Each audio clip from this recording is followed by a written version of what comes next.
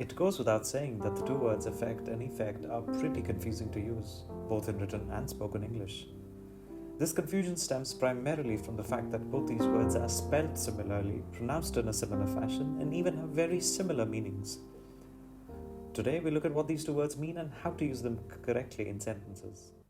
On this channel, we discuss everything about the English language, from grammar to etymology to the evolution of the language itself. Please consider subscribing and sharing so that we continue making good content. Your comments and suggestions are most welcome. Thank you. To make things easier to understand, we first talk about the most commonly used meanings of these two words. In the second part, we explain the rather uncommon use cases for these words. Finally, we conclude by summarizing the key rules to identify which of the two to use in a sentence. Affect is almost always used as a verb, which means it conveys action. In this sense, affect means to influence or to cause someone or something to change. For example, the depression is affecting the world economy. It can also mean to move someone emotionally.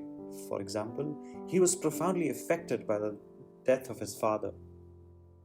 Effect is more commonly used as a noun, though as we shall see later, it can also be used as a verb. As a noun, it means a change or a consequence of an action or other cause.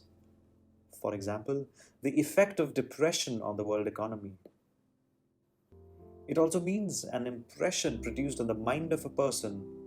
For example, his father's death had a very profound effect on him. As can be seen, in almost all situations, a given sentence can be changed to use either of the two words, affect as a verb or effect as a noun.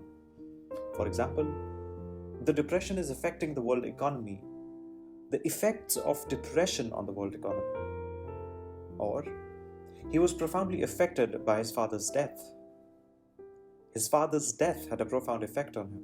For most of the cases, it will be sufficient to just know the use of affect as a verb and effect as a noun. However, let's delve a little deeper to look at the more uncommon uses of these words.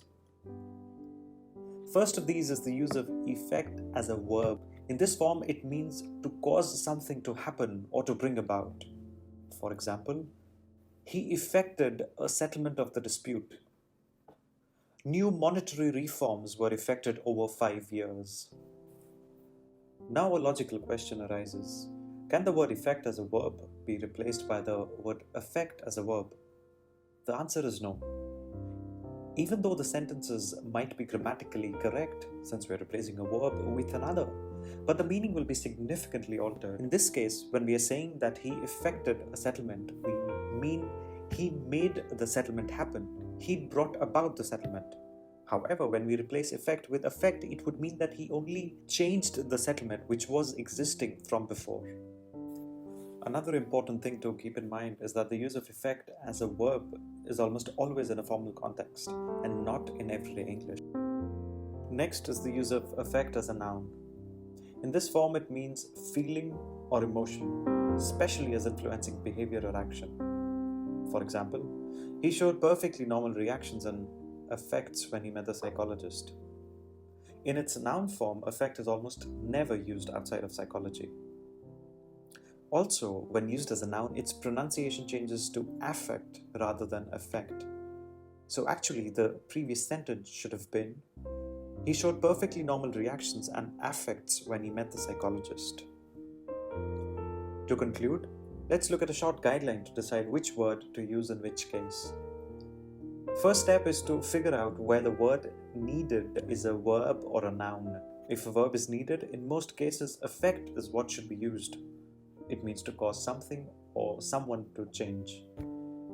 If the context is formal and the meaning to cause or bring about seems appropriate, effect with an E should be used. If a noun is needed, almost exclusively the word we should be using is effect, unless it's a very technical piece of text which deals with psychology, in which case affect should be used. That's all for today.